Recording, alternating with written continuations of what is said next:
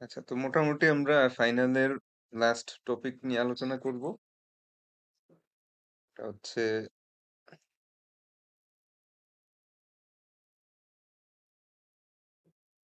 Ethics of software development. আপনাদের বইয়ের chapter 7। তো এইখানে একভাবে লেখা, বাট আমি এটা একটু ডিফারেন্ট স্টাইলে পড়াই।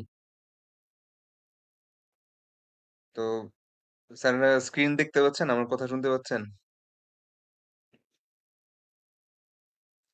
জি স্যার, শুনতে পাচ্ছি। আচ্ছা, জি স্যার। তো প্রথম কথা হচ্ছে যে ফার্স্ট ইম্পর্টেন্ট প্রশ্ন হলো যে সফটওয়্যার লাগে কেন। চিন্তা করেন তো যে আপনারা যখন স্কুলে পড়াশোনা করতেন, তখন তো আপনাদের এই অ্যাটেন্ডেন্স এগুলোর জন্য কি কোনো সফটওয়্যার ছিল? ইআরপি টিআরপি ছিল? হুম। জি না স্যার। আহ, তাহলে ইউনিভার্সিটিতে আবার এরকম ইআরপি, তারপর এত সফটওয়্যার সিস্টেম কি জন্য দরকার? কেউ একজন একটু বলেন দেখি। মানে আমরাও তো চাইলে একটা খাতা মেনটেন করতে পারতাম, পারতাম না? একটা এরকম হাজিরা খাতা থাকতো, লিখে রাখতাম কে কে আসছে কে আসে নাই। তা আমরা এরকম সফটওয়্যার বানাইছি কেন? কোনো আইডিয়া?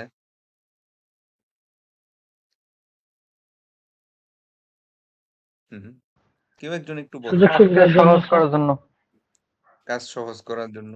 অন্য কেউ? স্যার, হ্যান্ডেল করা সহজ স্যার। আমি কেন খাতা নিয়ে জায়গা জায়গা দৌড়াবো? আমি জাস্ট আমার মোবাইল হ্যাঁ, নিয়ে যাবো। সেটাও একটা কথা, কারণ এতগুলা সেকশন, এই যে আমার প্রায় কয়টা সেকশন, হুম, প্রায় 8-9টা সেকশন, তো 8-9টা খাতা নিয়ে নিয়ে ঘোরা এটাও কঠিন বিষয়। হ্যাঁ, সেটা একটা হইতে পারে। অন্য আরো কোনো আইডিয়া? আর স্যার, খাতাগুলো স্যার রাখতে ঝামেলা। আমরা স্যার সফটওয়্যার মাধ্যমে যে হ্যাঁ, এটা নিয়ে তো তথ্যগুলো থাকবে বললামই। স্যার, খুব ইজিলি রাখতে হবে। এটা নিয়ে তো হইলই। মেইন একটা পয়েন্ট মিস হয়ে যাচ্ছে। নিজেদেরকে আপডেট করার জন্য। নিজেদের আপডেট। অন্য কারো মাথায় কোনো আইডিয়া নাই? উনি তো ওনারটা বললো। স্যার অটোমেশন করতে হেল্প করে অনেক। অটোমেশন।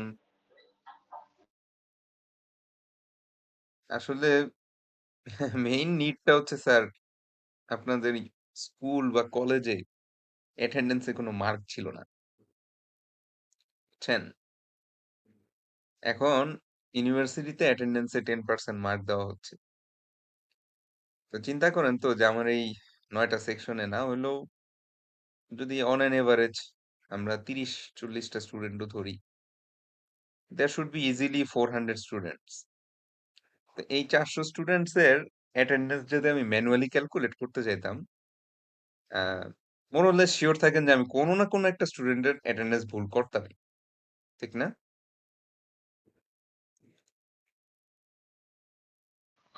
জি স্যার। কারো না কারো একটা মিস্টেক আমি হয়েই যেত। তো rather it is beneficial for us to create a piece of software where I will write a generic code that will work for everyone. আমি কিছু জেনারিক, মানে জাস্ট সিম্পলি ভ্যারিয়েবলস বা ফাংশনস দিয়ে আমি কিছু কোড লিখবো যাতে সব স্টুডেন্টদের জন্যই কাজ করে। এবং এটার জন্য আমার জাস্ট সিম্পলি আপনাদের এরকম এই যে আব্দুল মুনিম, ফাহাদ, বিপুল, আপনাদেরকে প্যারামিটার হিসাবে একটা একটা ফাংশনে পাঠায় দিব।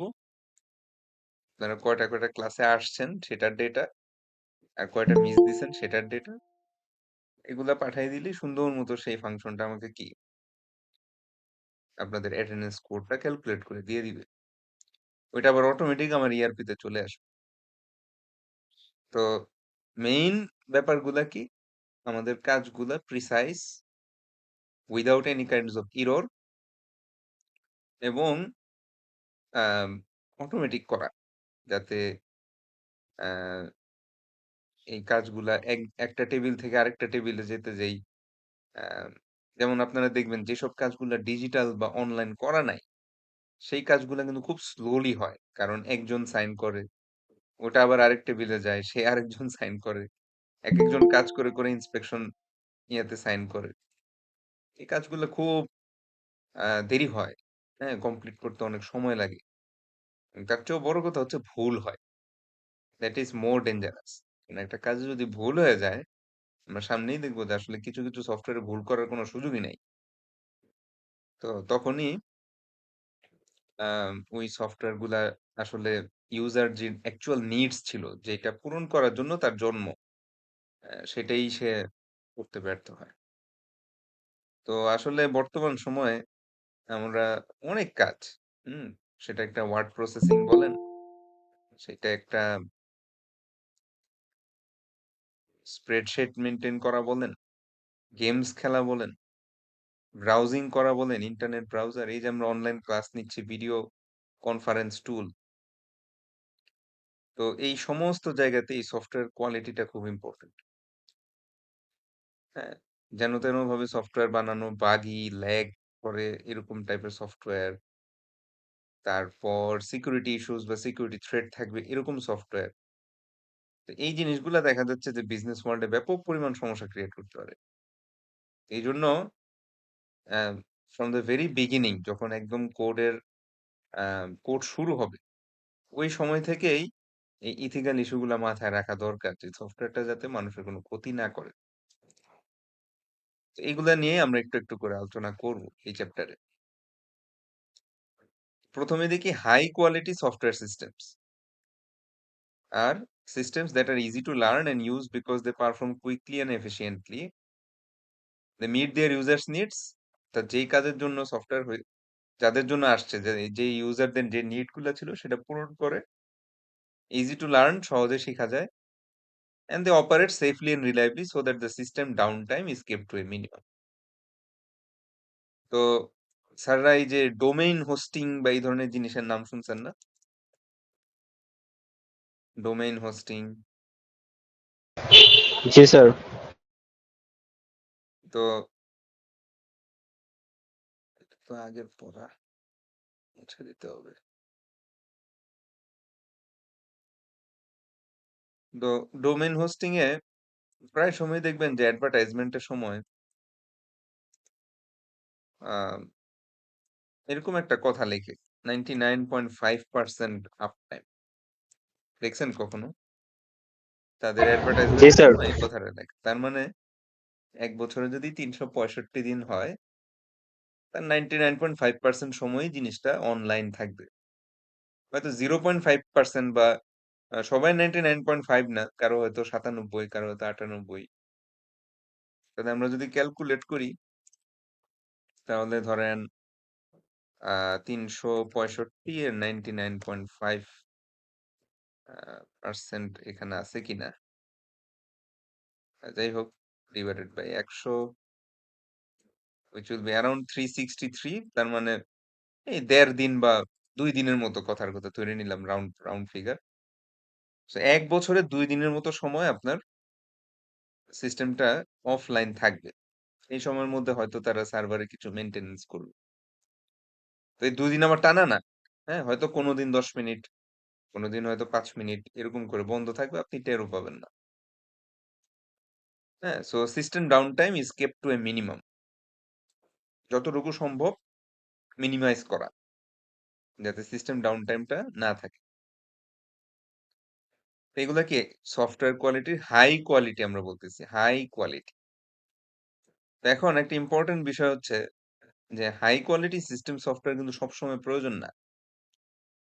যেমন আপনারা নেটওয়ার্ক, এই ক্লাসটা করছেন, কম্পিউটার নেটওয়ার্ক, এই কোর্সটা কি করছেন এখনো? কম্পিউটার নেটওয়ার্কস, না এখনো না করি স্যার নাই। হয়নি। আচ্ছা আচ্ছা। তো ওই কোর্সটা যখন করবেন তখন দেখবেন যে আপনাদের এরকম একটা জিনিস পড়াবে, টিসিপি এবং ইউডিপি, এরকম দুইটা প্রোটোকল পড়াবে। এই দুইটাই ফাইলের ট্রান্সফার প্রোটোকল।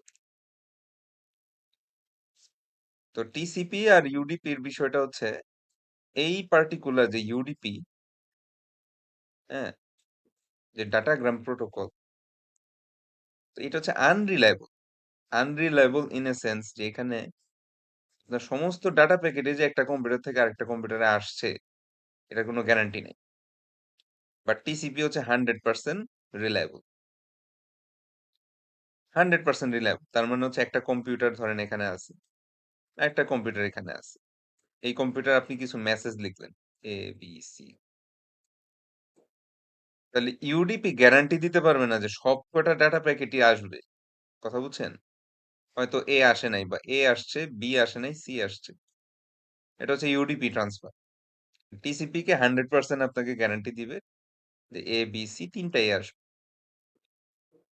তিনটা ডাটা প্যাকেটই এক কম্পিউটার থেকে আরেক কম্পিউটারে থ্রু নেটওয়ার্ক আসবে। তো এখন প্রশ্ন হচ্ছে যে তাইলে ইউডিপি দরকার কি? ইউডিপি তো বাদ দিয়ে দিলেই ভালো, ঠিক না? কারণ আমি যদি এরকম থাকি আনরিলায়েবল, তাহলে এই ধরনের ডাটা কমিউনিকেশনের প্রয়োজন কি?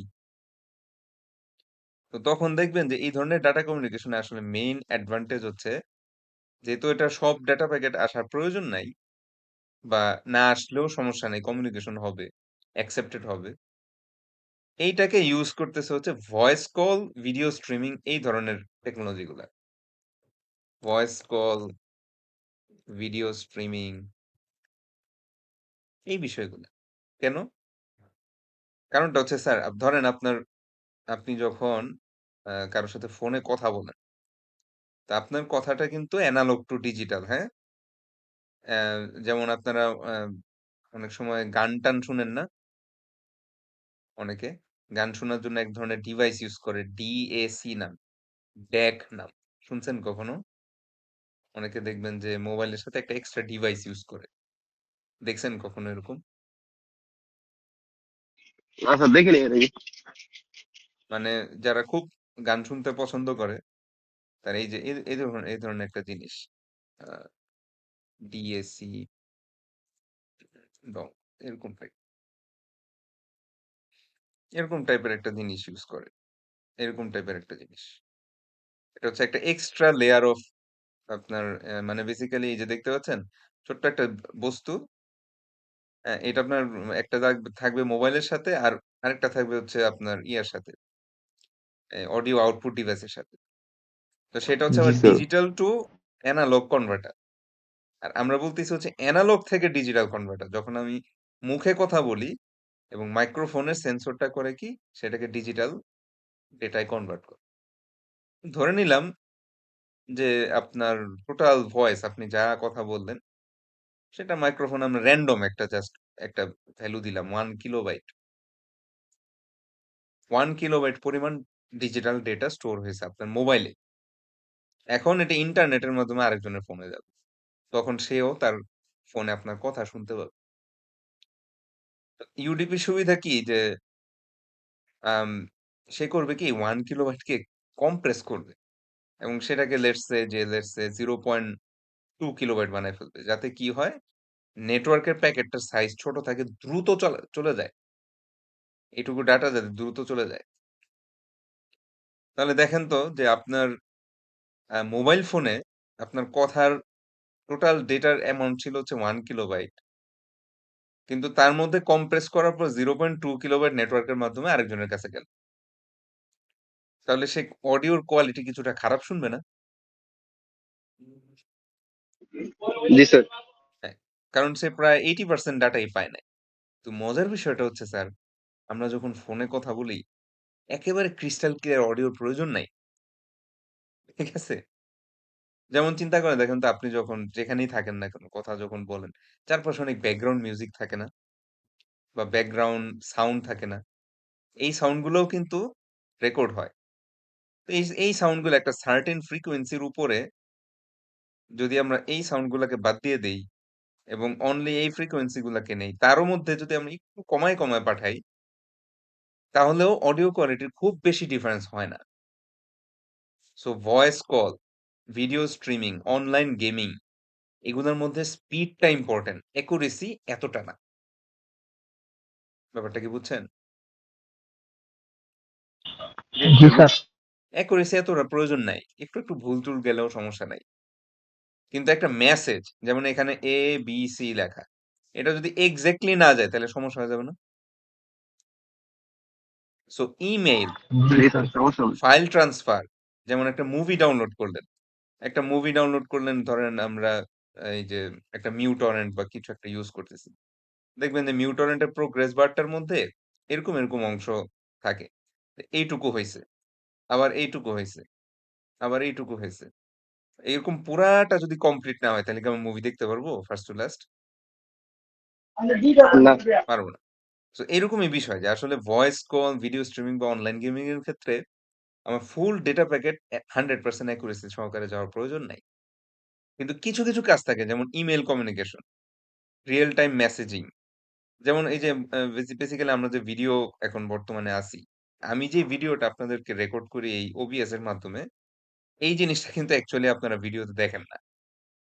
ঠিক আছে? আপনারা আরো অনেক বেশ লো কোয়ালিটির ভিডিও দেখেন। আমি যখন OBS এ রেকর্ড করি এটা অ্যাকচুয়াল মানে প্রত্যেকটা পিক্সেল বাই পিক্সেলের রেকর্ড রাখতেছে। এটার সাইজ অনেক বড়।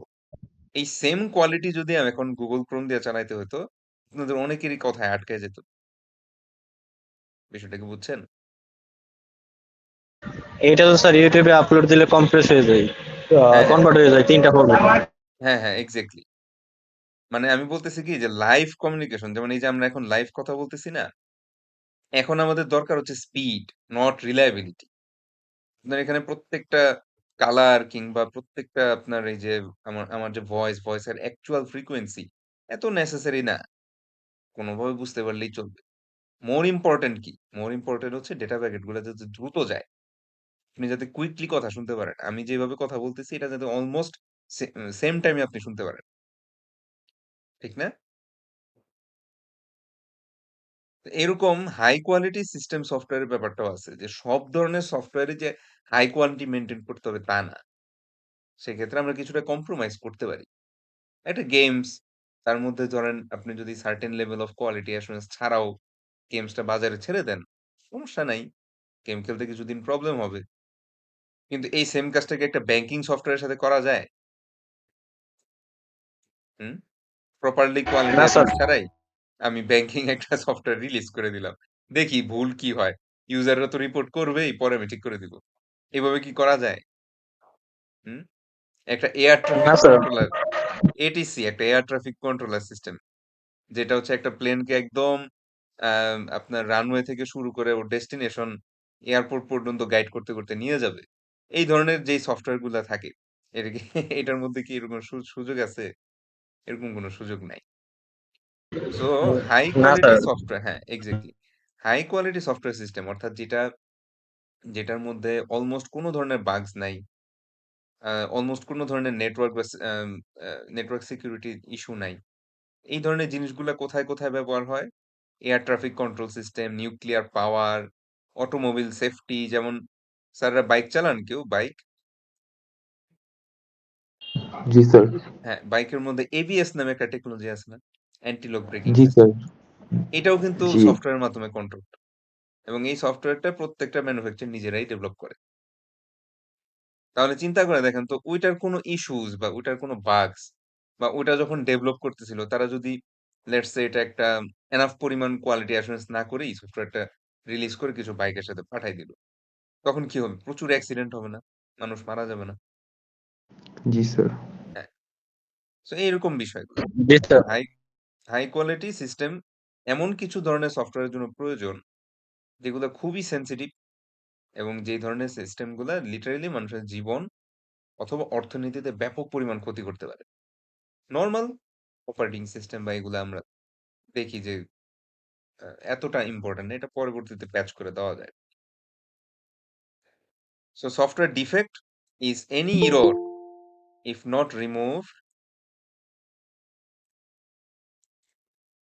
could cause a software system to fail to meet its users needs.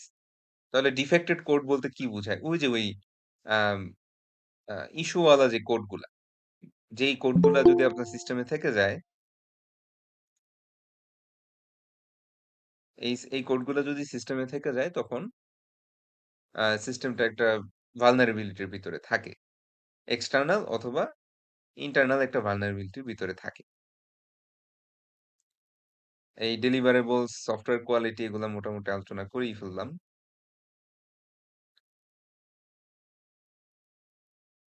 তো ইম্পর্টেন্স অফ সফটওয়্যার কোয়ালিটি এটাও নিয়ে অলরেডি কথাবার্তা বললাম। যে আসলে সব ধরনের সফটওয়্যারের জন্য যে কোয়ালিটি অ্যাসুরেন্সটা খুব হাই লেভেলে থাকা দরকার তা না। But air traffic control system, nuclear power, আপনি চিন্তা করে দেখেন তো যে আমাদের রেডার গুলা এবং অ্যান্টি এয়ারক্রাফট মিসাইল সিস্টেম গুলোর জন্য যে সফটওয়্যার লেখা হয়, অর্থাৎ ধরেন বাংলাদেশের আকাশ সীমায় বাংলাদেশের এয়ার স্পেসে কোনো ফরেন কোনো একটা আহ, যুদ্ধ বিমান বা এয়ারক্রাফট ঢুকলো, তখন কি হবে? ফার্স্টে কিন্তু অটোমেটেড তার সাথে একটা যোগাযোগ হবে যে তুমি কেন আসছো, তুমি চলে যাও, আকাশ সীমা পরিত্যাগ করো। এবং সে যখন কথা শুনবে না বা কমিউনিকেট করবে না, তখন কিন্তু দেখবেন যে অটোমেটেড হ্যাঁ জিনিসটাকে ডিটেক্ট করে এক ধরনের একটা অ্যান্টি এয়ারক্রাফট একটা ডিফেন্স সিস্টেম থাকে। ছোট বড় সব দেশেই আছে। তো এখন চিন্তা করে দেখেন তো, যদি কোনো এক্সটার্নাল হ্যাকার অথবা কেউ একজন যদি এই সিস্টেমটা ওভাররাইড করার সুযোগ পায়, এবং সেটা করে সে এক কাজ করলো যে একটা কমার্শিয়াল এয়ারলাইনকে টার্গেট করলো, তাহলে কত মানুষ মারা যেতে পারে? কারণ মানে এরোপ্লেনের কোনো মানে অ্যাক্সিডেন্টে আসলে একজন মানুষও বাঁচার কোনো রেকর্ড নাই। বুঝতে পারছেন? যতই যা করুক না কেন, এটা যদি আল্টিমেটলি প্রপার ওয়েতে না নামে বা ইমার্জেন্সি ল্যান্ডিং করতে না পারে প্রপারলি, একজনও বাঁচবে না। একটা সিঙ্গেল মানুষ বাঁচার কোনো রেকর্ড নাই আজ পর্যন্ত। তো তাহলে বুঝে দেখেন যে এই ধরনের স্যার সফটওয়্যার আছে সিস্টেম স্যার, গুলা ইন্ডিয়াতে মাঝে ওই যে কিছুদিন আগে হয়েছিল স্যার, একজন বেঁচে গেছিল। একজন বেঁচে গেছিল। হ্যাঁ, তাহলে এটা ওইটা তো তো মনে করেন ভাগ্য। মিরাকেল। এটা সম্ভবই না। কারণ জি সাধারণত স্যার। এরোপ্লেনের অ্যাক্সিডেন্টে কেউই বাঁচে না। এই যে আমাদের একটা গেল না ইউএস বাংলা নেপালের কতগুলা ছেলেপেলে মারা গেল। নেপালে যাচ্ছিল ওরা। জি জি খারাপই স্যার। লাগছে। প্রায় ১৭-১৮ জন। উনারা মেডিকেলের স্টুডেন্ট ছিলেন। তো তাদের ফাইনাল প্রফ দিয়ে তারা বাড়িতে যাচ্ছিল। আমরা যেরকম বাড়িতে যাই ফাইনাল পরীক্ষা দিয়ে। খুবই খারাপ লাগছে। যাই হোক, এটা কিছু করার নাই। হ্যাঁ, সো এরকম টাইপের সফটওয়্যার গুলা। আচ্ছা, আরো একটা উদাহরণ দেই। ধরেন এটা সফটওয়্যার লায়াবিলিটি টা আরো ভালো বলতে পারবো। তো সফটওয়্যার লায়াবিলিটি বলতে বোঝাচ্ছে কি, যেমন প্রত্যেকটা প্রোডাক্ট, ধরেন আপনি একটা বিস্কুট খেয়ে আপনার অসুস্থ হইলো। তখন আপনি বলতে পারবেন না যে এই বিস্কুটটা খাওয়ার কারণেই আমার অসুখ হয়েছে, তাই আমি বিস্কুট কোম্পানির নামে মামলা করলাম। তো এরকম একটা জিনিস সফটওয়্যারের ক্ষেত্রেও হয়, যে পার্টিকুলারলি কোনো সফটওয়্যার রিলেটেড ইস্যুর জন্য যদি কারো অর্থনৈতিক, শারীরিক কোনো ক্ষতি হয়ে থাকে, তখন সে ওই সফটওয়্যার কোম্পানির এগেইনস্ট এ মামলা করতে পারে as an user, as a consume. তো এটাকে আমরা প্রোডাক্ট লায়াবিলিটি অফ সফটওয়্যার বলি। এটার একটা উদাহরণ হিসেবে বলি, চিন্তা করেন তো যে আমাদের এই যে আহ, ধরেন একটা স্টক, একটা কেনা বেচার একটা সফটওয়্যার বা একটা সিস্টেম। তো এই সিস্টেমটা কোনো একটা কারণে, any how, network issue, what ever, say ১০ minute যাবত একটা পার্টিকুলার স্টকের ভ্যালু ভুল দেখাচ্ছিল, স্টকের একটা প্রাইস বা ইন্ডেক্স ভুল দেখাচ্ছিল। এবং এইটা দেখার পর আপনাদের মধ্যেই কেউ একজন একটা হিউজ অ্যামাউন্ট অফ ইনভেস্ট করে ফেললেন, কথার কথা ২ লাখ টাকা স্টক কিনে ফেললেন। অথচ এটা কিন্তু অ্যাকচুয়াল ভ্যালু না। ঢাকা স্টক এক্সচেঞ্জের সার্ভারের যেই ভ্যালুটা আর ওই অ্যাপসে যে ভ্যালুটা শো করতেছিল, দুইটা সেম না। তাহলে আমার একটা বিশাল লস হওয়ার সম্ভাবনা থাকলো না? জি হুম। স্যার। তো তখনই আসে কি প্রোডাক্ট লায়াবিলিটির বিষয়টা আসে। তখন আমরা যদি এনাফ প্রুফ দিতে পারি যে অন্য কোনো এক্সটার্নাল ফ্যাক্টর না, শুধুমাত্র অনলি ফর সফটওয়্যার এই ইস্যুটা হয়েছে, তখন কিন্তু এই সফটওয়্যারের ডেভেলপারের এগেইনস্টে একটা লিগ্যাল অ্যাকশনে যাওয়া যায়। এটাই হচ্ছে product liability of the software. বুঝতে পারছি? আরো কিছু সফটওয়্যার যেখানে হাই কোয়ালিটি সিস্টেম খুব দরকার, যেমন এই যে এক্স-রে এর কথা বলল। সো এদিকে এক্স-রে, এমআরআই বা এই ধরনের হাই প্রিসিশন যেই ডায়াগনস্টিক টুল গুলো আমরা মেডিকেল টেস্টের সময় ইউজ করি, সেগুলোর ভিতরেও সফটওয়্যার লেখা হয়। সেগুলোর জন্য সফটওয়্যার লেখা হয়। এখন ওই software related, particularly software related ইস্যুর জন্য চিন্তা করে দেখেন যে কেউ একজন লেটস সে যে এক্স-রেতে ওভার এক্সপোজড হয়ে গেল। কোনো একজন আম কোনো একজন পেশেন্টকে আ হয়তো দেখা যাচ্ছে অপারেটর একটা কম পরিমাণে এক্স-রেতে এক্সপোজ করলো। কিন্তু সফটওয়্যার রিলেটেড ইস্যুর কারণে সে বেশি পরিমাণ এক্স-রের মাধ্যমে এক্সপোজার হয়ে গেছে। এখন তার যদি কোনো হেলথ রিস্ক হয় বা তার যদি ক্যান্সার বা এই ধরনের কোনো রিঅ্যাকশন হয়, তখনও সে কিন্তু এই পার্টিকুলার মেডিকেল ইকুইপমেন্ট যে ডেভেলপ করলো এবং এটার জন্য যারা সফটওয়্যার লিখলো, তাদেরকে সে লিগ্যাল প্রসিডিউর এর আন্ডারে মামলা করতে পারে।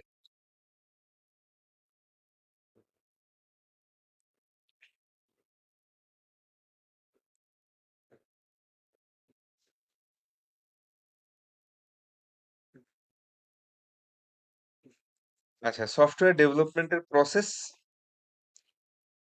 তো সফটওয়্যার ডেভেলপমেন্টের প্রসেসটা আসলে আম মানে একটা টিপিক্যাল আমরা সিনারিও কল্পনা করি। ধরেন কথার কথা যে আনিসুর রহমান।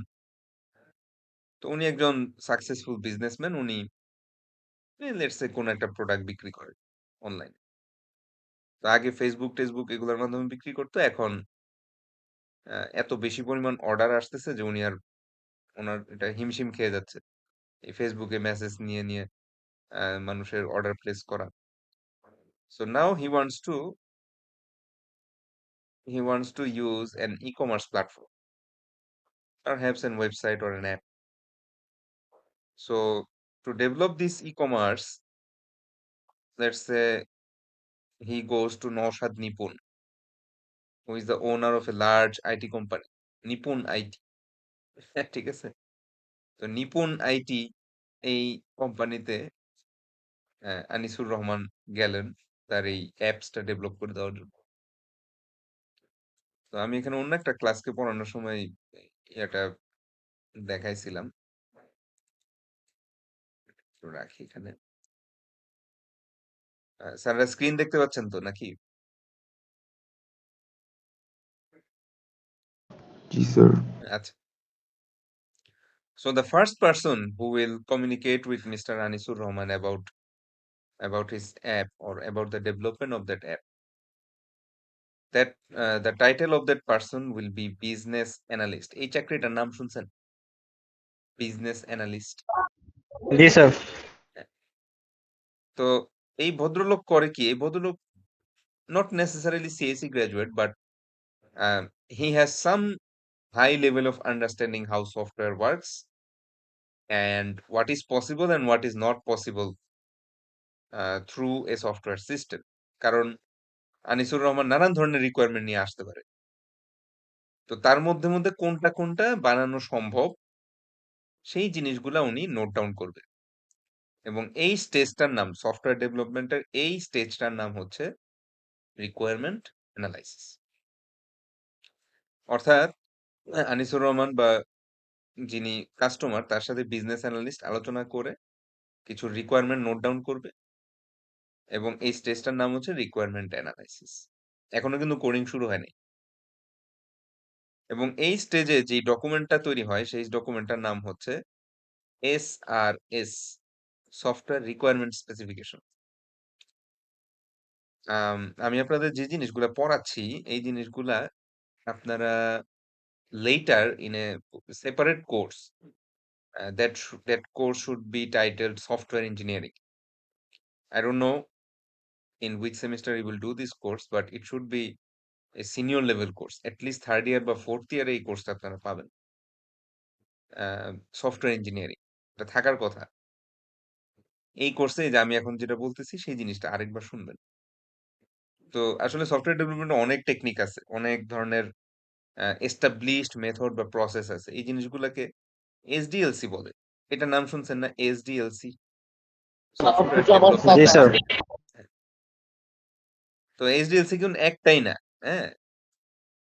তো আমি এই এজাইল ডেভেলপমেন্ট যেটা বলতেছি, এজাইলই যে একমাত্র SDLC তা না।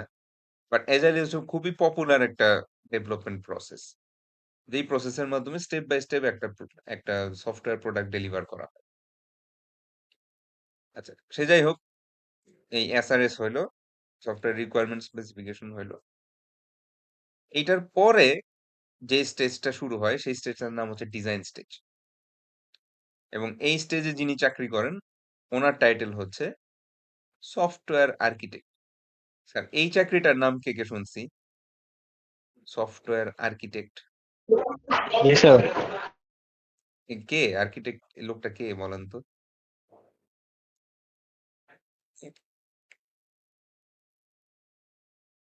হুম, সফটওয়্যার আর্কিটেক্ট।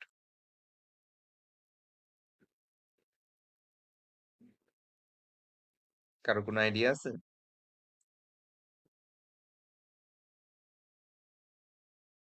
না স্যার, কোনো আইডিয়া নেই।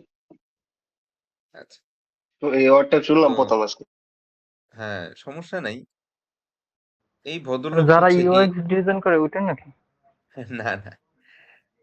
সফটওয়্যার আর্কিটেক্ট হচ্ছে এই পুরা সফটওয়্যার ইন্ডাস্ট্রির হাইয়েস্ট পেইড স্যালারি হোল্ডার। তার সিস্টেমটা যে ডিজাইন করে। হ্যাঁ, এক্সাক্টলি, যে সিস্টেম ডিজাইন করে। এই ভদ্রলোক এক লাইন কোডও লেখে না, বাট উনি সবচেয়ে বেশি বেতন পায়, বুঝছেন? সফটওয়্যার ইঞ্জিনিয়ার যে যা যা যত যায় বেতন পায় তার মধ্যে উনার বেতন থাকে সবচেয়ে বেশি। আচ্ছা, সে যাই হোক, তো who is software architect? Software architect is a very senior level programmer, perhaps working in this industry for 20 years. And he has successfully delivered a lot of uh, software features, software products to a lot of companies successfully. So এই 20 বছর যাবত তিনি অনেক product successfully করে জমা দিছেন, কোটি কোটি টাকা কোম্পানির জন্য নিয়ে আসছেন। এখন আপনার কোম্পানিতে উনি আর্কিটেক্ট হিসেবে জয়েন করছেন। তো উনি কি করবে? উনি বিভিন্ন ধরনের ছবি আঁকবে। হুম, এরকম দেখবেন যে মানুষের ছবি আঁকতেছে, হ্যাঁ? এরকম মানুষের ছবি আঁকতেছে। তারপর এরকম জি বক্স স্যার, ডায়াগ্রাম মেক আঁকতেছে। করবেন। হ্যাঁ? উনি এরকম ভাবে কিছু ফ্লো চার্ট আঁকতেছে। হ্যাঁ? কোনো সময় তীর চিহ্ন এদিক যাবে, কোনো সময় তীর চিহ্ন ওদিক যাবে। এই ধরনের ছবিগুলা হচ্ছে ডিজাইনের পার্ট। যে একটা সিস্টেমের ওভারঅল আর্কিটেকচারটা কিরকম হবে। একটা ডেটা কোথা থেকে কোথায় যাবে, data flow diagram, diagram, entity relationship diagram. যখন ডেটাবেস বানানো হবে একটা কোম্পানির জন্য, ডেটাবেস ডেটাবেসটা ডিজাইন। হ্যাঁ, ডেটাবেসে ডেটাবেসের ডিজাইনটা কিরকম থাকবে? কোনটা প্রাইমারি কি থাকবে? কোনটা ফরেন কি থাকবে? তাদের মধ্যে কিরকম ভাবে রিলেশনশিপ গুলা মেনশন হবে? এই ডেটাবেসের নরমালাইজেশন কিভাবে হবে? এই সমস্ত জিনিস উনি আ যেই ডকুমেন্টের মধ্যে লেখে সেটার নাম হচ্ছে এসডিএস, সফটওয়্যার ডিজাইন স্পেসিফিকেশন। এবং এই যে এই ধরনের ছবিগুলা, এই ছবিগুলা যেকোনো কম্পিউটার সায়েন্স গ্র্যাজুয়েট করতে পারে। Because he has done a course on this particular topic, software engineering. আপনি যদি সফটওয়্যার ইঞ্জিনিয়ারিং কোর্সটা পড়েন, তখন আপনি এই ছবিগুলার মাহাত্ম্য বুঝবেন। And you will know how to convert these kinds of figures into code. কথা বুঝতে পারছেন? কম্পিউটার সায়েন্স গ্র্যাজুয়েটরা যেহেতু সফটওয়্যার ইঞ্জিনিয়ারিং কোর্সটা করে, তারা এই ধরনের ছবিগুলা সম্পর্কে ওয়াকিবহাল। এবং তারা জানে যে এই ধরনের ছবি যদি তাদেরকে দেওয়া হয়, তারা এটাকে কোডে কিভাবে কনভার্ট করবে। বুঝতে পারছি? সো জি স্যার। এই কাজগুলা করে থাকে কে? Software architect. এছাড়াও মনে করেন যে কোন ধরনের ব্যাকএন্ড সার্ভার এখানে নেওয়া হবে, কোন ধরনের ফ্রন্ট এন্ড টেকনোলজি ইউজ করা হবে। আ সব প্রজেক্টের জন্য সেম না। কোন প্রজেক্টের জন্য ব্যাকএন্ড টেকনোলজি হয়তো Node.js দিয়ে করাই ভালো। কোন টেকনোলজির জন্য আবার দেখা যাচ্ছে সেটা জাভা দিয়ে করলে ভালো। এই কি অ্যান্ড ইম্পোর্টেন্ট ডিসিশন গুলা কে নিবে? Software architect. কারণ উনি একজন সিনিয়র লেভেলের প্রোগ্রামার। জীবনে বহু বড় কোটি টাকার কাজ করে আসছে। এখন আপনার কাজ ধরবে। তো এই ডিজাইনের পর এই যে এসডিএস, এইটা দেখে একটা করে ফিচার, মোস্ট ইম্পোর্টেন্ট ফিচার গুলা ১ম, তারপর এগুলা, তারপর এগুলা, তারপর ধাপে এগুলার কোডিং এর কাজ শুরু হবে। সো এই এতক্ষণ পরে কোডিং শুরু হইলো। এই স্টেজটার নাম হচ্ছে ইমপ্লিমেন্টেশন। এখানে কারা কারা চাকরি করে? এদের আমরা নাম অনেকেই জানি। Product manager, senior, junior, intern, software engineer. হ্যাঁ? যে যার সিনিয়রিটি অনুসারে যতটুকু পারে তারা এখানেই মূলত কোডিং এর ব্যাপারটা হচ্ছে। বুঝতে পারছি? এই স্টেজে ওই ডিজাইনের ছবি দেখে, দেখে আপনারা কোডিং করবেন। দেন এই কোডটা চলে যাবে টেস্টিং বা এই স্টেজটাকে কোয়ালিটি অ্যাসুরেন্স ও বলে। এই স্টেজটাকে কিউএ ও বলে।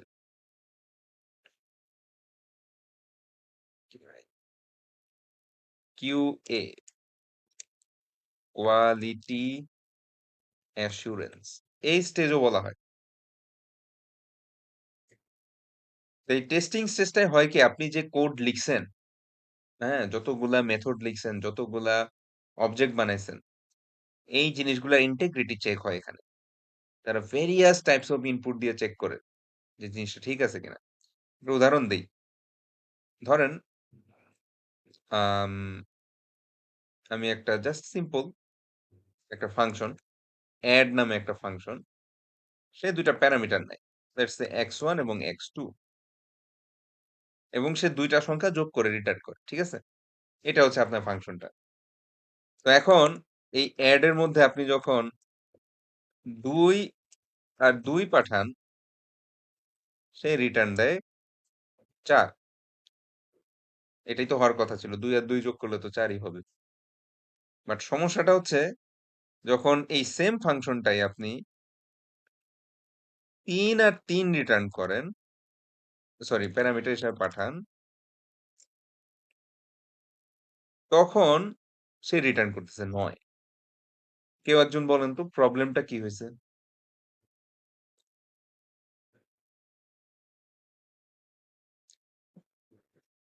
কেউ একজন বলেন তো? দেখেন ২ আর ২ যোগ করলে ৪ হয় ঠিক আছে। কিন্তু ৩ আর ৩ যোগ করলে তো ৬ হওয়ার কথা। অ্যান্সার আসে ৯। প্রবলেম কোথায় হইছে?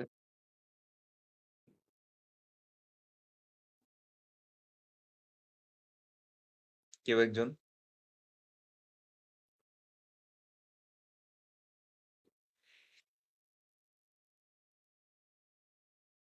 ফর্মুলা ভুল হয়েছে।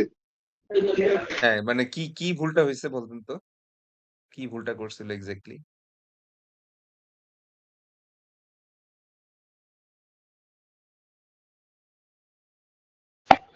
স্যার প্রশ্নটা বুঝিনি, আবার একটু করে। যারা বুঝছেন তারা বলেন।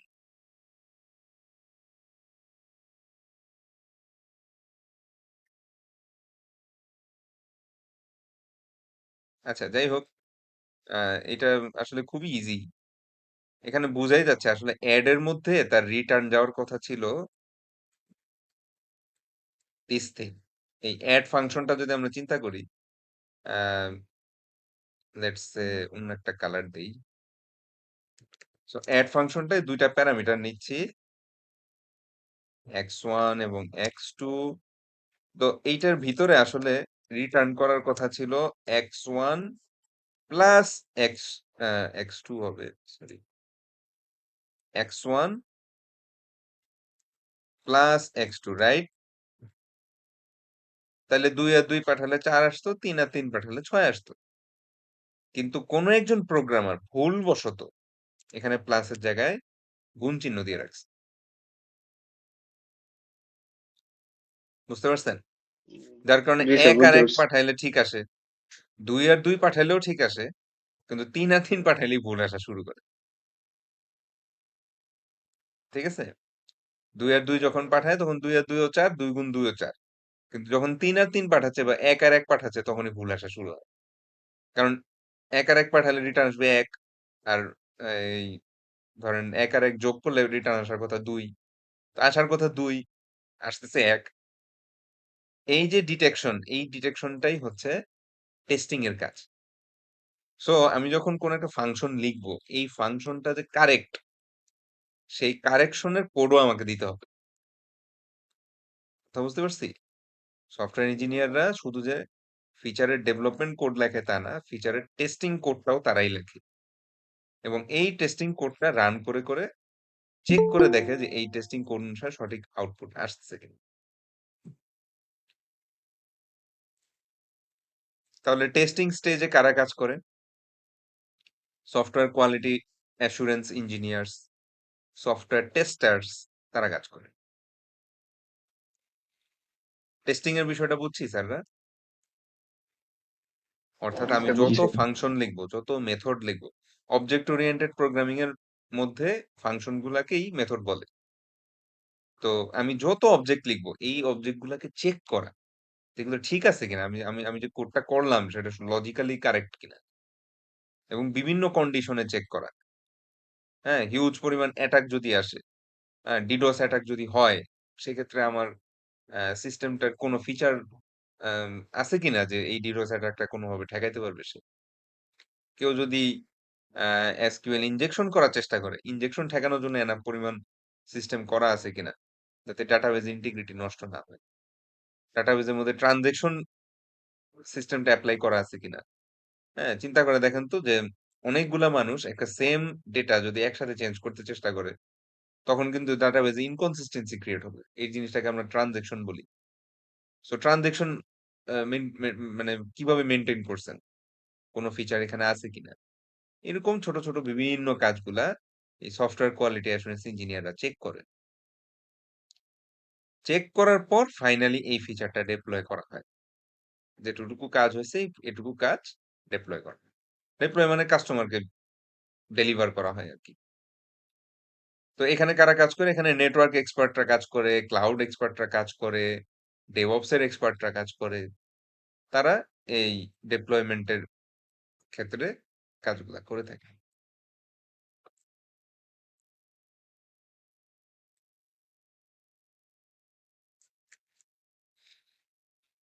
আর ফাইনালি একটা স্টেজ আছে। এটা যদিও এই অফিসিয়াল স্টেজের ভিতরে না। সেটা হচ্ছে মেইনটেন্যান্স।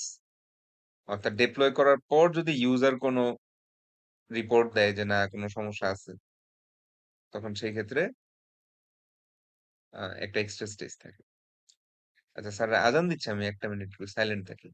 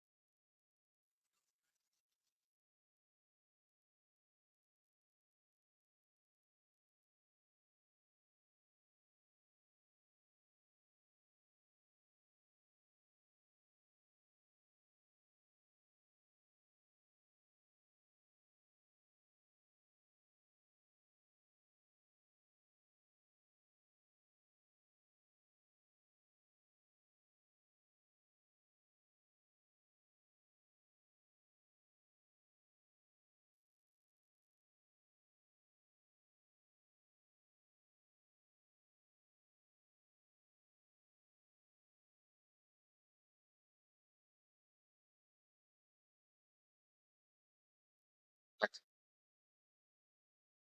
তো এটাই হচ্ছে মোটামুটি সফটওয়্যার ডেভেলপমেন্ট প্রসেস।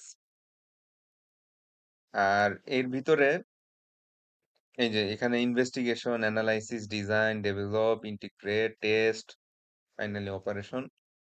তো এখানে যেই জিনিসটা বলছে যে আপনার কোনো একটা বাগ যত আর্লি স্টেজে ধরা পড়বে, এই স্টেজগুলোর ভিতরে যত আর্লি স্টেজে আপনি ধরা পড়বেন, ততই এই বাগটা রিমুভ করতে বা এই বাগটার দ্বারা কোনো ক্ষতি তত কম হবে। যেমন চিন্তা করেন, অপারেশন মানে কি? একটা প্রোডাক্ট অলরেডি রানিং, ইউজাররা অলরেডি ব্যবহার করতেছে। এখন যদি কোনো ইস্যু হয়, তাহলে সেটা অনেক বেশি ক্ষতি করবে না? হুম? একটা banking software already running, lakh lakh user use করতেছে। কিন্তু একটা সমস্যা রয়ে গেল, একটা সিকিউরিটি ইস্যু ধরা খেলো। তখন এই এত লক্ষ লক্ষ মানুষের ক্ষতি হবে না? হুম? জি স্যার। সো ওটা অনেক বেশি এক্সপেন্সিভ। বাট এই জিনিসটা যদি লেটস সে কথার কথা টেস্টিং স্টেজেই ধরা পড়ে, তাহলে বেশ বেশ অনেক কম ক্ষতি হবে। আরো ভালো হয় যদি যদি ডেভেলপ করার অর্থাৎ কোডিং করা অবস্থাতেই যদি ধরা পড়ে, তাহলে আরো বেটার। হ্যাঁ, বা ইনভেস্টিগেশন বা রিকোয়ারমেন্টের সময় যদি ধরতে পারি আমরা, রিকোয়ারমেন্টের সময় আসলে ওইভাবে বোঝার উপায় থাকে না, বা ডিজাইন স্টেজেও ওরকম বোঝার উপায় থাকে না। বাট ডেভেলপ সবচেয়ে বেশি ইম্পর্টেন্ট হচ্ছে টেস্টিং স্টেজটা। এই টেস্টিং স্টেজেই আমি যদি কোনো একটা ভুল মানে ডিটেক্ট করতে পারি, এবং সেটা যদি আবার ডেভেলপমেন্ট স্টেজে ফেরত পাঠাই, যাই তুমি ঠিক মতো করে দাও, এই কোডে তো অনেক কিছু মেনটেন করা হয় নাই, কোডটা ঠিক মতো লেখো, তাহলে কিন্তু অনেক পরিমাণ কস্ট কমে আসে। Cost of removing software defects বা ডিফেক্টেড সফটওয়্যার কোড ঠিক করার জন্য, এখানে কস্ট যে সবসময় শুধুমাত্র টাকা তা না। হ্যাঁ, টাকা, সময়, অনেক কিছু হইতে পারে। আর আমরা তো দেখলামই যে বিভিন্ন ধরনের মানুষ পর্যন্ত মারা যেতে পারে। সো কোয়ালিটি অ্যাসুরেন্স কি? Refers to the methods within the development cycle designed to guarantee reliable operation of a product. Product বলতে এখানে সফটওয়্যার প্রোডাক্ট। তো একটা সফটওয়্যার প্রোডাক্ট ঠিক মতো কাজ করতেছে কিনা এটা গ্যারান্টি হিসাবে কোয়ালিটি অ্যাসুরেন্স হচ্ছে একটা এক্সট্রা স্টেজ, একটা এক্সট্রা কি বলবো ওয়ার্ক, যে ওয়ার্কটা আমাদেরকে করতে হয় apart from developing the code. So these methods are applied at each stage of the development cycle. Some software manufacturer without a formal standard approach to QA consider testing to be only their QA method. যাই হোক, সমস্যা নাই। Software testing এর মধ্যে এখানে একটা testing এখানে দেখাইছে কিনা, ইউনিট ইন্টিগ্রেশন সিস্টেম। ইউনিট টেস্টিংটা লেখে নাই। ইউনিট টেস্টিংটা হচ্ছে each and every single method check করা। ইন্টিগ্রেশন টেস্টিং হচ্ছে ওই এতগুলা মেথড ইউজ করে যে একটা ফুল অবজেক্ট তৈরি হয়, ওই অবজেক্টটাকে চেক করা, আর ফুল সমস্ত অবজেক্ট গুলাকে নিয়ে সিস্টেম টেস্টিং। হ্যাঁ, সমস্ত সাবসিস্টেম, ছোট ছোট যত সাবসিস্টেম আছে সবগুলো একত্র করার পর ওভারঅল সিস্টেমটা টেস্ট করা। আর ইউজার অ্যাকসেপ্টেন্স টেস্টিংটা কিরকম? এটা হচ্ছে ফুল সিস্টেমটা ডিপ্লয় করার পরে যখন ইউজাররা আমরা ইন্ডিপেন্ডেন্টলি রিপোর্ট করি, হ্যাঁ, তখন যেই টেস্ট স্টেজটা থাকে সেটার নাম হচ্ছে ইউজার অ্যাকসেপ্টেন্স টেস্টিং।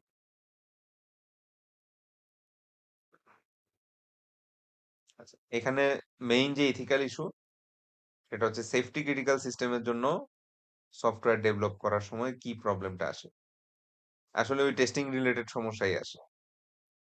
তো সেফটি ক্রিটিক্যাল সিস্টেমের সফটওয়্যার কি? সেফটি ক্রিটিক্যাল সিস্টেমের সফটওয়্যার হচ্ছে যে safety critical system is one whose failure may cause human injury or death. এমন ধরনের সিস্টেম সফটওয়্যার যেটার মধ্যে কোনো ধরনের বাগস, ইস্যু ও সিকিউরিটি থ্রেট যদি থাকে, লিটারেলি মানুষ মারা যাবে, এই ধরনের সিস্টেম গুলাকে আমরা বলতেছি সেফটি ক্রিটিক্যাল সিস্টেম। কোথায় কোথায় ব্যবহার হয়? এলিভেটর লিফটে ইউজ হয়, এয়ারপ্লেন নেভিগেশনে ব্যবহার হয়, নিউক্লিয়ার পাওয়ার প্ল্যান্টে ব্যবহার হয়, এই যে অ্যান্টিলক ব্রেক, হ্যাঁ, ABS system, numerous medical device, হ্যাঁ, এইসব জায়গায় এই ধরনের সেফটি ক্রিটিক্যাল সিস্টেম ব্যবহার হয়। তো এটার ভিতরে অনেক কিছুই লেখা আছে, যারা পড়েন, এখান থেকে ফাইনাল একটা কোশ্চেন আসবে। তো মেইন যে ইস্যুটা সেটা হচ্ছে মানে একটা নর্মাল বিজনেস সফটওয়্যার এক জিনিস আর সেফটি ক্রিটিক্যাল সফটওয়্যার আরেক জিনিস। তো সেফটি ক্রিটিক্যাল সফটওয়্যার ডেভেলপ করার সময় আপনি মেইন যেই ইথিক্যাল প্রবলেমটার মধ্যে পড়বেন সেটা হলো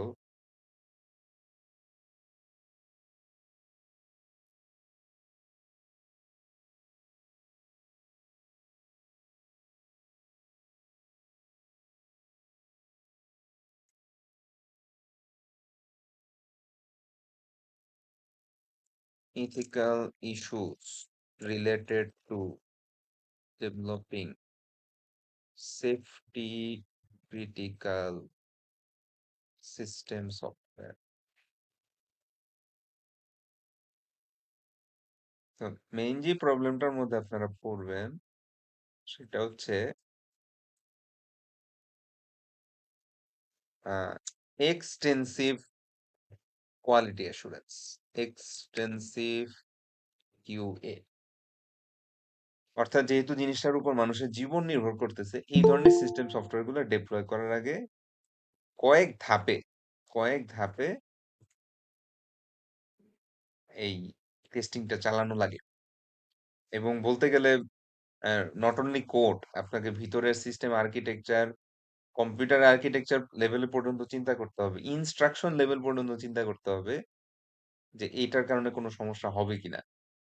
কারণ এগুলো সেনসিটিভ। চিন্তা করে দেখেন আমাদের নিউক্লিয়ার পাওয়ার প্ল্যান্ট। সেটার জন্য সফটওয়্যার বানাচ্ছে কেউ। এখন এই সফটওয়্যারের কোনো ইস্যু যদি থাকে, এটা যদি কেউ আম কোনোভাবে আউটসাইড কন্ট্রোল পেয়ে যায়, কেউ কোনোভাবে যদি সিস্টেম সফটওয়্যার কোনো ইস্যু হয়, মানুষ মারা যাবে, একদম মানে মুরগির মতো মরবে মানুষ।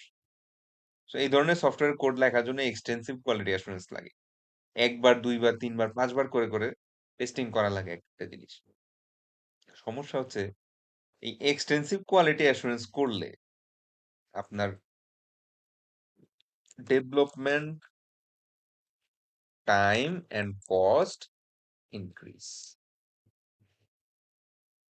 ঠিক না? এত বেশি কোয়ালিটি অ্যাসুরেন্স করলে ডেভেলপমেন্ট টাইম অনেক বেড়ে যাবে না? জি স্যার। সফটওয়্যারটা বানাইতে অনেক সময় লাগবে না এবং খরচ অনেক বাড়বে না? এই যে এত ইঞ্জিনিয়ার মাসের পর মাস কাজ করতেছে, তাদের বেতন-টেতন ইত্যাদি অনেক বেশি খরচ পড়বে না? So safety critical system software গুলা জেনারেলি খুবই এক্সপেন্সিভ হয় এবং এগুলো বানাইতেও অনেক সময় লাগে। এগুলা বানাইতে অনেক সময় লাগে। এখন ইথিক্যাল ইস্যুটা কোথায়?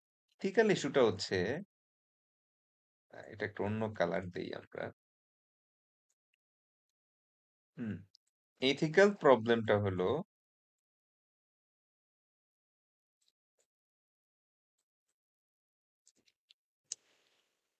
the competitor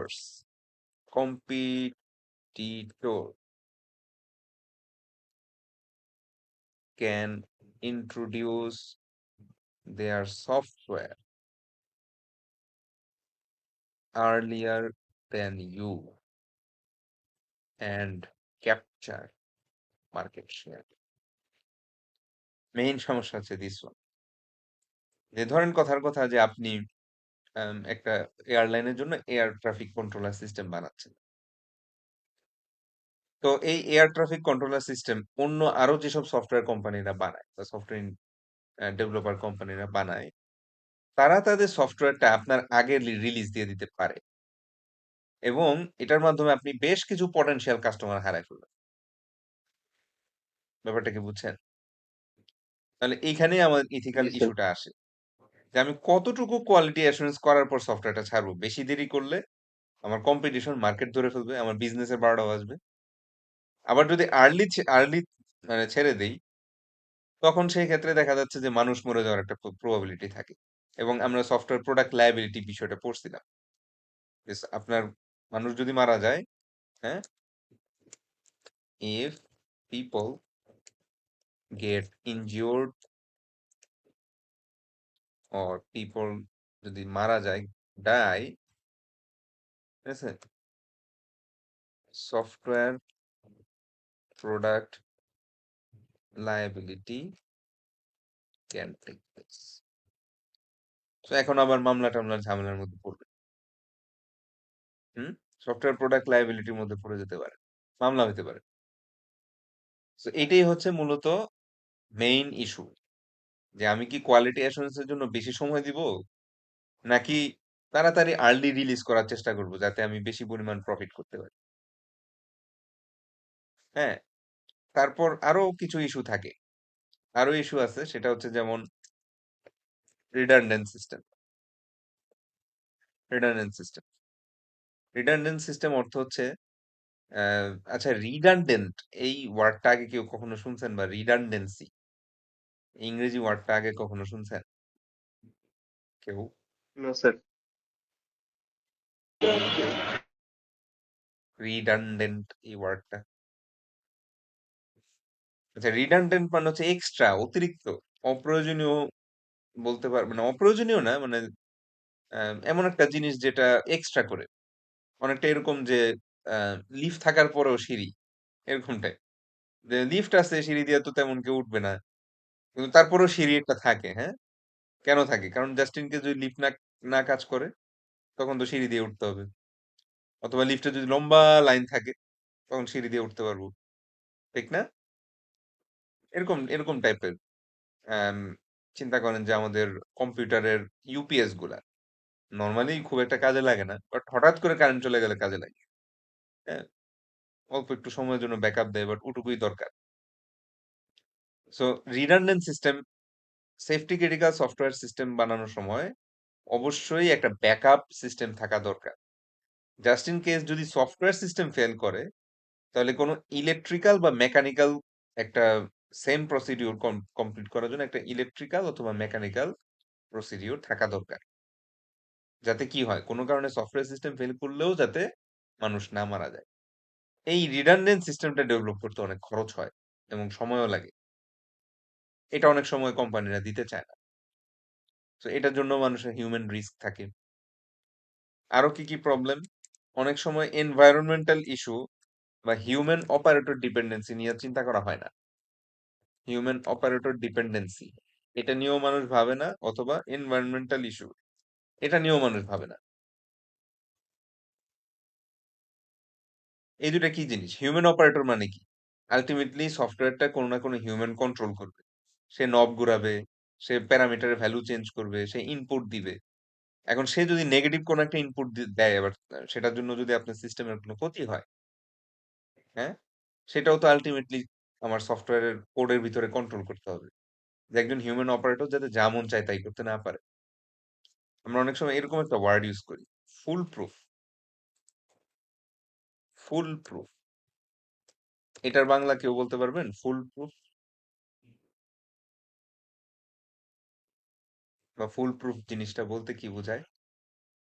নিখুঁত। হ্যাঁ, নিখুঁত মানে ভুল করার কোনো ওয়েই নাই। একটা ছোট বাচ্চাও যদি ট্রাই করে সিস্টেমটা কোনো ক্ষতি করতে পারবে না। বুঝতে পারছি? একটা ছোট বাবুও যদি ট্রাই করে সিস্টেমের কোনো ক্ষতি করতে পারবে না। এই ধরনের সিস্টেম হচ্ছে কি ফুল প্রুফ। সো এই ইস্যুগুলো আমাদের মাথায় রাখতে হবে যে whenever we want to develop software for a safety critical system, first of all we have to deploy extensive quality assurance because any kind of software issues or bugs can literally cause human injury or death. এই সিস্টেমগুলো এরকম anti aircraft missile, nuclear power প্ল্যান্টের software, হ্যাঁ, medical ইকুইপমেন্টের software খুবই sensitive. কিন্তু এখানে সমস্যা কি? Competitor can release early version of the software and capture many of our customers. That is the drawback. এছাড়াও কি? We have to also invest on redundant system. Whenever we want to create software, we have to also create a redundant system software. অথবা redundant electrical system অথবা redundant mechanical system. হ্যাঁ, so that মানে there is a backup system, হ্যাঁ, which can still work even if the software fails. So চিন্তা করেন তো aeroplane ৮০% সময় aeroplane গুলো আসলে অটো পাইলটেই চলে। কিন্তু তারপরেও তো একজন পাইলট বসা থাকে নাকি? হুম? একজন পাইলট বসা থাকে না? এবং কখনো জি তাকে স্যার। জি কিন্তু স্যার। ম্যানুয়ালি সিস্টেমের কন্ট্রোল নিতে হয়। তো যতই আপনি মানে অটো পাইলট হোক না কেন, যতই সিস্টেম সফটওয়্যার দিয়ে চলুক না কেন, একটা রিডান্ডেন্ট সিস্টেমও থাকতে হবে। হিউম্যান অপারেটর ডিপেন্ডেন্সি একজন পাইলট যাতে জোরপূর্বক একটা কোনো অ্যাক্সিডেন্ট না ঘটাইতে পারে। হুম? একজন সায়েন্টিস্ট যাতে ইচ্ছা করে কোনো ক্ষতি না করতে পারে। ওই ধরনের জিনিসগুলো সফটওয়্যার কোডের মাধ্যমেই আমাদেরকে ট্যাকেল করতে হবে। And finally environmental issues. বন্যা হইলো। বন্যার জন্য আপনার সিস্টেম সফটওয়্যারটা প্রিপেয়ার্ড কিনা? একটা সার্টেন ডিগ্রি সেন্টিগ্রেডের উপরে কোন একটা ফ্যাক্টরিতে ধরেন কথার কথা ইস্পাত ফ্যাক্টরি। অনেক হিট জেনারেট করতেছে আপনার লোহার যেই ইয়াগুলা থাকে। অ্যা আমরা যেটাকে কংকর বলি বা ইংলিশে বলে ওর এই কথাটা বলে। ORE, হ্যাঁ? আয়রনের যে ওর সেটা গলায় আপনার রড বানাচ্ছে। তো এই ওরের মধ্যে হিউজ পরিমাণ 1500-1600 ডিগ্রি সেন্টিগ্রেড টেম্পারেচার থাকে। ওইখানেও আপনার সিস্টেমটা কি অ্যাপ্লিকেবল কিনা? ওইখানে কোন ধরনের ইস্যু হইলে আপনার সিস্টেমটা ট্যাকেল করতে পারবে কিনা? এটার জন্য extra layer of security maintain করতে হয়। কথা বুঝছি? তো এগুলা নিয়ে আমাদের ভাবতে হবে তখনই যখন আমরা সেফটি ক্রিটিক্যাল সিস্টেমের জন্য কোড লিখব। একটা গেমস এর জন্য হ্যাঁ, মানে যখন কোড লিখবেন, গেমস এ কি হবে? সর্বোচ্চের উপর সর্বোচ্চ মানুষের হয়তো এন্টারটেইনমেন্টে ইস্যু হবে। বাট এই ধরনের সিস্টেম সফটওয়্যার গুলোর জন্য কিন্তু লিটারালি মানুষ মারা যাবে। সো এটার ডেভেলপমেন্ট টাইম বেশি লাগবে, এটার ডেভেলপমেন্ট স্টেজ গুলা লম্বা হবে, কোয়ালিটি অ্যাসুরেন্স এক্সটেন্সিভ হবে এবং রিডান্ডেন্ট সিস্টেম ডেভেলপ করতে হবে, হিউম্যান অপারেটর ডিপেন্ডেন্সি এটা মাথায় রাখতে হবে, এনভায়রনমেন্টাল ইস্যু মাথায় রাখতে হবে। তারপর এই ধরনের সিস্টেমের সফটওয়্যার কোড গুলা আমরা আলটিমেটলি ডেপ্লয় বা ইউজারকে ব্যবহারের জন্য দিতে পারবো। তো এইখানে একটু পড়বেন, হ্যাঁ, একটু রিডিং পড়বেন। আহ, এখানে আরো অনেক কথাই লেখা আছে, এই যেমন রিডান্ডেন্সির কথা এখানেও দেওয়া আছে, এন ভার্সন প্রোগ্রামিং, অর্থাৎ একই জিনিসের 4-5টা ভার্সন বানানো এবং বেসিক্যালি যেটা হয় যে একই জিনিস 3টা কোম্পানি ডেভেলপ করবে। এখন কোন একটা পার্টিকুলার ডিসিশন 3টা সফটওয়্যারই দিবে, 3জনের মধ্যে ভোটিং হবে, ভোটে যেটা জিতবে সেটা আপনার অ্যাপ্লিকেবল হবে, এরকমও করা হয়। চিন্তা করে দেখেন, মানে একটা সিঙ্গেল কাজ করার জন্য 3টা ডিফারেন্ট কোম্পানিকে কাজ দেওয়া হয়েছে, 3জনই সফটওয়্যার ডেভেলপ করবে এবং তারপরে ভোটিং প্রসেসে কি করা হবে, একজনের অ্যান্সার নেওয়া হবে। কারণ সিস্টেম গুলো খুবই সেন্সিটিভ, মানে মানুষ মরে একবারে ভূত হয়ে যাওয়ার মতো অবস্থা। এই জন্যই এই বিষয়গুলা চিন্তা করতে হয়। ঠিক আছে, তো আজকে আমরা এতটুকুই থাকি, তাদের অ্যাটেন্ডেন্সটা আমি দিয়ে দেই।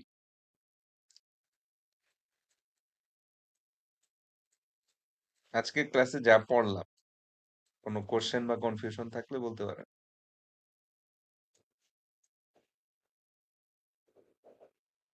ক্লাসে কোনো কনফিউশন নাই, বাট অ্যাসাইনমেন্ট নিয়ে একজনের একটা কনফিউশন ছিল। হ্যাঁ সে হ্যাঁ, বলতে বলেন চাইতেছে বলেন। না, আমার দিয়ে বলেছে অ্যাসাইনমেন্টটা কি ওয়ার্ড ফাইলের মধ্যে টাইপ করে লিখে দেবো নাকি হ্যাঁ হ্যাঁ হাতে হ্যাঁ, লিখে দেবো, লিখে পরে না ডট না করে না, দেবো? হাতে না, হাতে না, ওয়ার্ড ফাইলে টাইপ করে লিখ, হ্যাঁ, এমএস আচ্ছা, ওয়ার্ড ঠিক আছে। ফাইলে টাইপ করে লিখ।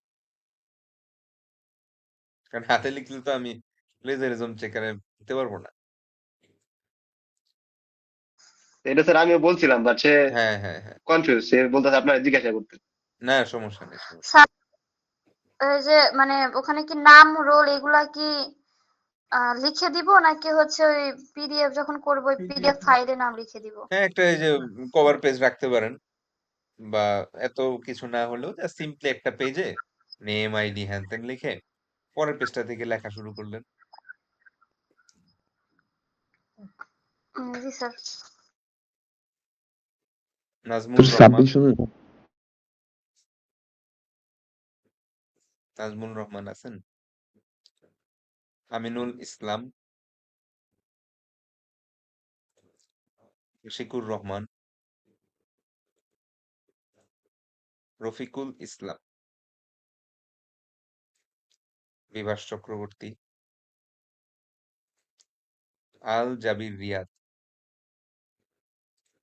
Taibur Rahman, present sir. জাহিদ, আচ্ছা আচ্ছা, Taibur Rahman. Zahid Hasan, yes sir. Rakatul Raiya, present sir. Sabbir Fakir, present sir. Fariha Jafrin, Sadia Afrin, Yes, sir. Abdul Munim, present sir. Mahmudul Hasan, yes sir. Mahmudul Hasan. Al Naushad Khan, yes sir. Anisur Rahman, present sir. Tariqul ইসলাম, present sir, Tariqul Islam sir. Mehedi Hasan, yes sir Rakibul Hasan, Mahidul Islam, Al Fahad Hossain, present sir. Imam Hasan, present sir. Sohag Chandra, Moinul Islam, Present, sir. Alamin, present sir. Jubayer Rahman, Present, sir. Abdur Rashid, Present, sir. MD Shakil, yes sir. MD Nishat. Sir আমার প্রেজেন্টটা দেওয়া হয় নাই sir, নেটের সমস্যা ছিল তো। আচ্ছা, সমস্যা নাই। এমডি নিশাত আছেন? স্যারের আইডিটা একটু বলেন তো। Rakibul Hasan rabbi sir, 4104। রাকিব, আচ্ছা। আর কে আছেন? দিতে পারেন নাই, বা আগে ছিল এরকম কেউ?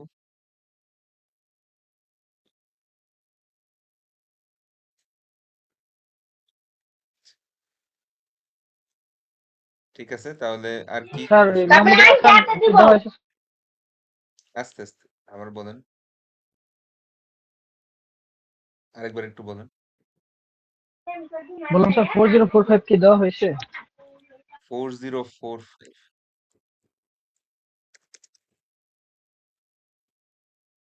মাহমুদুল হাসান, হ্যাঁ দেওয়া আছে। আর কোনো কোশ্চেন? স্যার আলামিন দেওয়া হয়েছে? আলামিন,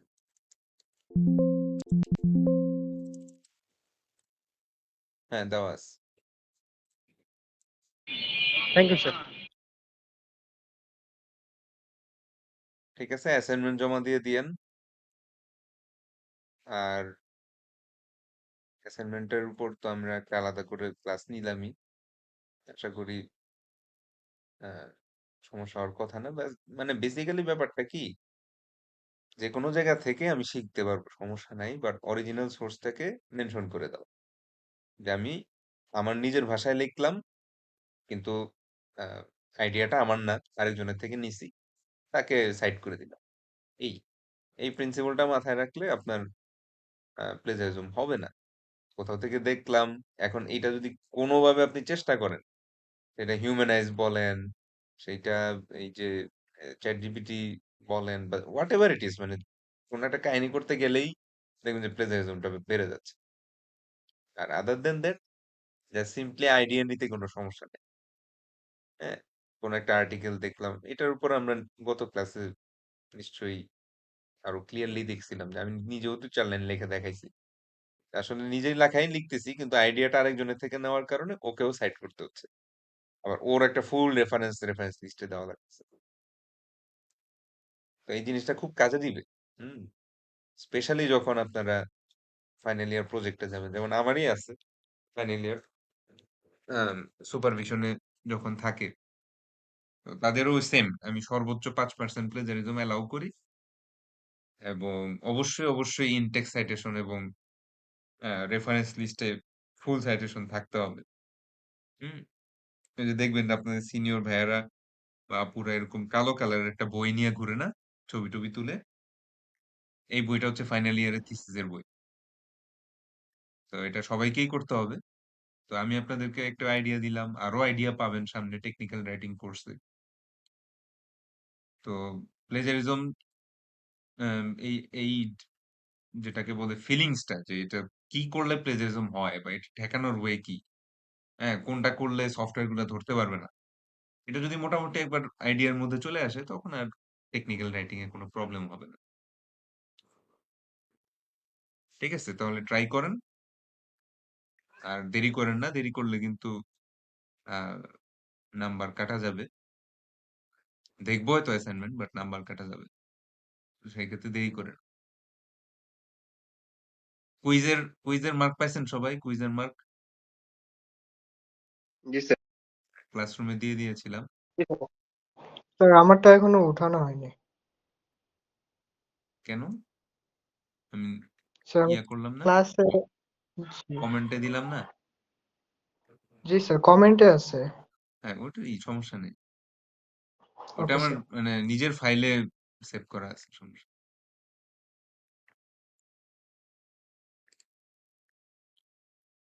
ঠিক আছে, আল্লাহ হাফেজ।